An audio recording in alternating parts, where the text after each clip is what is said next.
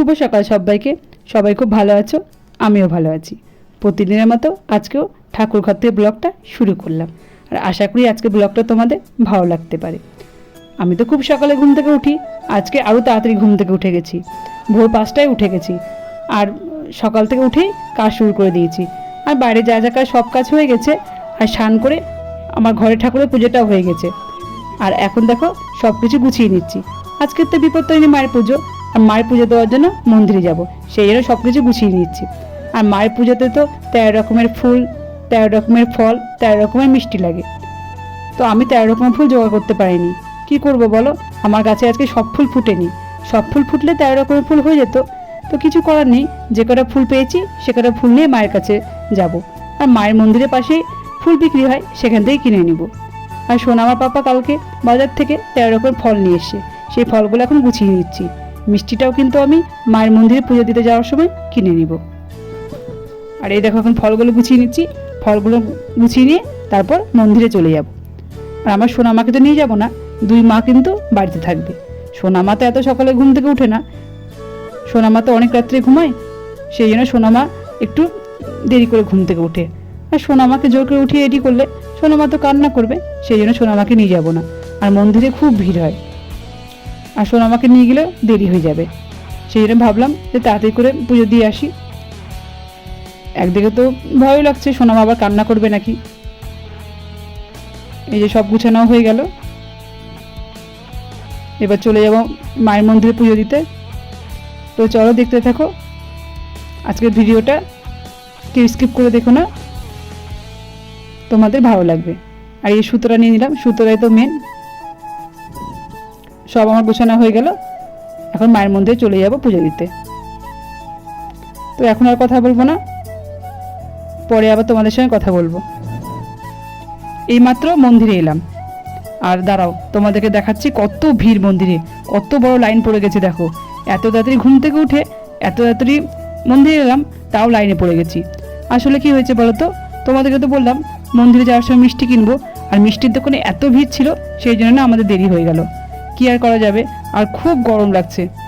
আর দেখি কখন যে পুজো দিতে পারবো। মন্দিরে কতটা ভিড় তোমাদেরকে তো দেখালাম, সবাই কি করছে জানো তো? দাঁড়াও তোমাদেরকে বলছি। একজন করে লাইনে দাঁড়িয়ে আছে, আর একজন করে সুতোটা তৈরি করে নিচ্ছে, কারণ কখন যে পুজো দিতে পারবো। এত বড় লাইন, মানে বোঝাই যাচ্ছে না। আর অসহ্য গরম লাগছে, যা রোদের তাপ। এখন সকাল 7টা বাজে, আর প্রচণ্ড রোদের তাপ। প্রত্যেক বছর তো মন্দিরের ভিতরে বসে সুতো তৈরি করি, কিন্তু কি আর করব, এবছর আর সম্ভব হবে না, এত ভিড়। কোনো রকম পুজো দিয়ে বেরিয়ে আসতে হবে, সেই জন্য সবাই দাঁড়িয়ে সুতো, কেউ দাঁড়িয়ে তৈরি করছে, কেউ বসে তৈরি করছে। আমি লাইনে দাঁড়িয়ে আছি, আর সোনার পাপা দেখো দাঁড়িয়ে সুতোটা তৈরি করে নিচ্ছে। সোনার পাশে একটা দিদিভাই আছে, সেও কিন্তু বসে সুতোটা তৈরি করে নিচ্ছে। সোনার পাপা 13টা গিট দিয়ে সুতোটা তৈরি করে নিচ্ছে, সেটাই তোমাদের একটু দেখিয়ে দিলাম।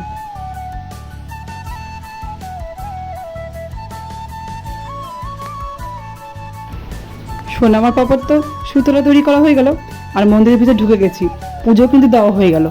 আর দেখো কত ভিড়, পুজো দেওয়ার সময় আর ভিডিও করতে পারিনি, এত ভিড়ের মধ্যে কি করে করবো বলো। আর এখন একটু তোমাদেরকে দেখিয়ে দিলাম, এ দেখো ঠাকুরটা একটু দেখিয়ে দিলাম, তোমরা বুঝতে পারছো কি না? ঠাকুরটা কিন্তু তোমাদেরকে একটু দেখিয়ে দিলাম। আর দেখো কত ভিড়, অনেক কষ্ট করে ভিডিও করে তোমাদেরকে একটু ঠাকুরটাও দেখিয়ে দিলাম। আজকে প্রচণ্ড ভিড়।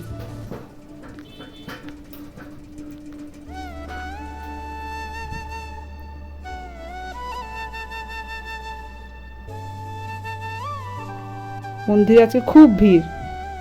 আর এই ঠাকুরটাকে চাপা চলে এলাম, আশীর্বাদে ফুল নিব, আর সুতরাও হাতে পরিয়ে দিবে।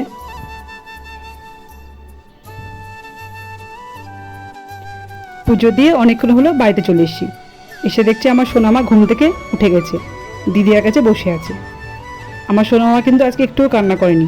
আমি তো খুব চিন্তা করছিলাম আমার সোনামা যদি কান্না করে, তো এসে দেখছি না, সোনামা একটুও কান্না করেনি।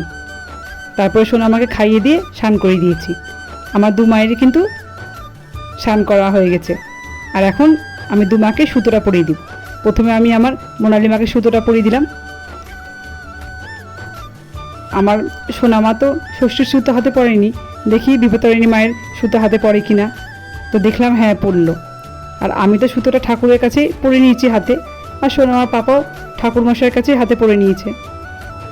আর এখন আমার দুই মাকে সুতোটা পরিয়ে দিলাম। তো আমার খুব ভালো লাগছে যে আমার সোনা মাও সুতোটা হাতে পড়লো।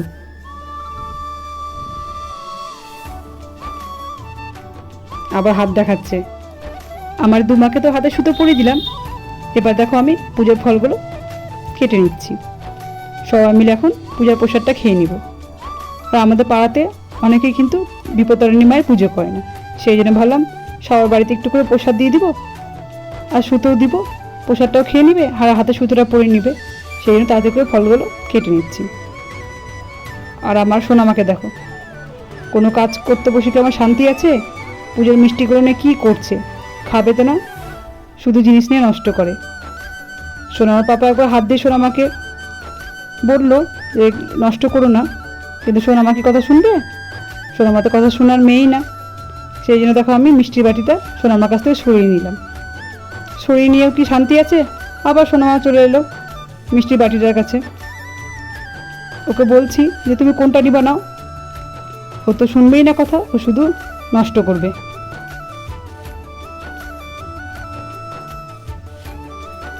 প্রসাদ তো খাওয়া হয়ে গেল, চলে এলাম রান্নাঘরে। আজকে তো ভাত খাবো না, লুচি খাবো। আর লুচির সঙ্গে কিন্তু আমার এই তরকারিটা খেতে খুবই ভালো লাগে। একটু কালো জিরা ফোড়ন দিয়ে কাঁচা লঙ্কা চিরে তরকারিটা করে নিলাম, আর একটু টমেটো দিয়েছি। লুচি করলে কিন্তু আমি এই তরকারিটা করিনি। এই তরকারিটা আমার লুচি দিয়ে খেতে এত ভালো লাগে। এদিকে দেখো আমি তরকারিটা করে নিচ্ছি, আর এদিকে সোনামার পাপা লুচিটা ভেজে নিচ্ছে। এমনিতেই তো আমার পুজো দিয়ে আসতে অনেক দেরি হয়ে গেল, আর এক হাতে যদি এত কাজ করতাম তাহলে কিন্তু অনেক দেরি হয়ে যেত। তো সোনামার পাপা সেই জন্য লুচিটা ভেজে নিচ্ছে। আজকে কিন্তু ভাত রান্না করব না। আমার মোনালি মা বললো, মা ভাত করতে হবে না, লুচি আর তরকারি আমি খেয়ে নিব। আর মোনালি মা ভাত অতটা খেতে চায় না, লুচি হলে লুচি খেতে ভালোবাসে, সেই জন্য আর ভাত করব না। আর তরকারিটা আমার হয়ে গেল, আর লুচিটাও হয়ে গেল। এবার রান্নাটা হয়ে গেলে খেয়ে নিব।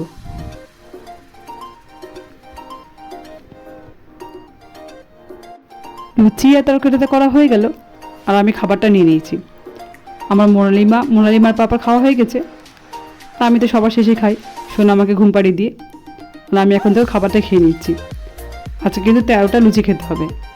আমি তো একবারে খেতে পারবো না, সারাদিন একটু একটু করে খাবো 13টা লুচি। আর এখন খাবারটা খেয়ে নিচ্ছি। তোমাদেরকে তো আসল কথাটাই আমার বলা হয়নি। এতক্ষণ ধৈর্য ধরে যারা আমার ভিডিওটা দেখলে, প্লিজ আমার ভিডিওটাতে একটা লাইক করে দিও। আর যদি আমার ভিডিওটা তোমাদের ভালো লেগে থাকে তাহলে অবশ্যই কমেন্ট করে জানাবে। তোমাদের সুন্দর সুন্দর কমেন্ট আমার পড়তে খুব ভালো লাগে। আর অনেক নতুন বন্ধু আমার পরিবার এসছো, প্লিজ আমার চ্যানেলটিকে সাবস্ক্রাইব করে দিয়ে আমার পাশে থেকে যেতে পারো। আমিও সময় মতো তোমার কাছে চলে যাব।